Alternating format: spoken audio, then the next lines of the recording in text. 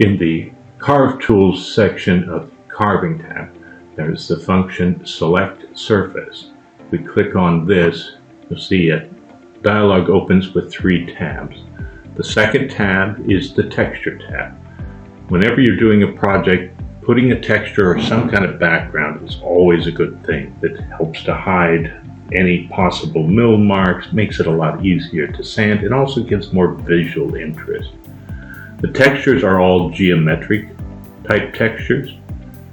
Go ahead and put a horizontal down, and you can see it's just what it looks like. If I can change the height, as with any pattern, you'll see that texture a bit more. We go back. Let's go ahead and grab one of the checkering ones.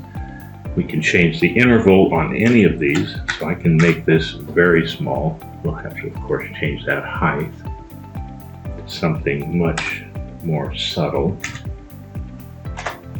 Push it all the way into the background. And these are the geometric textures.